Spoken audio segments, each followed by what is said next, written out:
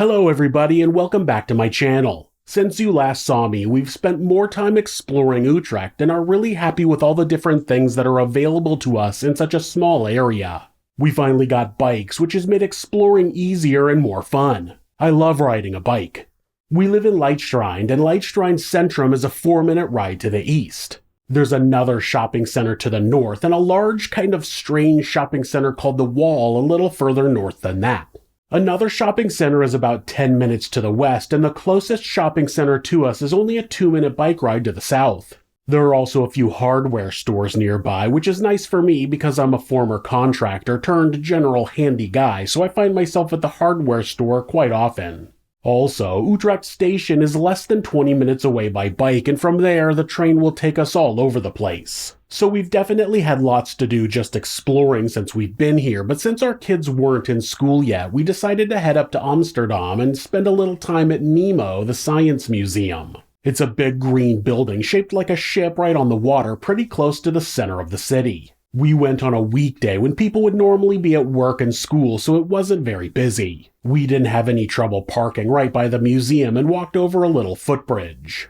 Inside, there were a wide variety of interactive science exhibits. There was a cool exhibit where you could sit on one seat and try to pull your own weight up with a rope through a pulley. Then, the next seat over ran the rope through a couple of pulleys, which made it a little easier. Then, the last seat ran the rope through a bunch of pulleys, which made it pretty easy to lift your own weight yourself. There was an area with a number of puzzles that you could solve and an interactive video where you held up a board and tried to block meteors from hitting the Earth. It was fun. There was a huge Rube Goldberg machine that a worker presented, and when she asked for a helper, my daughter was the only person who raised their hand, so she got to set it off. There was a whole section about the human body, and my kids were a little embarrassed since they showed naked bodies here. Human sexuality isn't shamed like it is in the US, so television has nudity, and educational material about the human body shows nudity and genitalia, because that's how you learn about it. I mean, the US is #1 in teen pregnancy for developed nations, so maybe the whole shielding your children from sexuality thing isn't working out.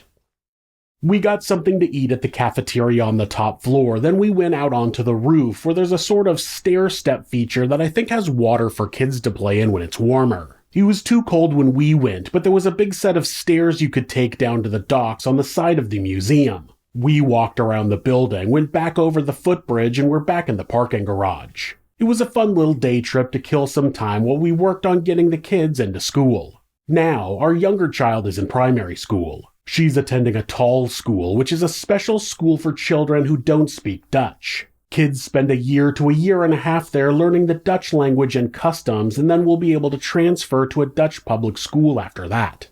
Our older son is on the waiting list at 2 different secondary schools. We have him on the waiting list at the International School of Utrecht, which doesn't know when there might be an opening. We also have an appointment to get him enrolled at a Taal school, but that isn't until the beginning of March. We would like for him to go to the Taal school because they'll set him up better to be in the Netherlands long term.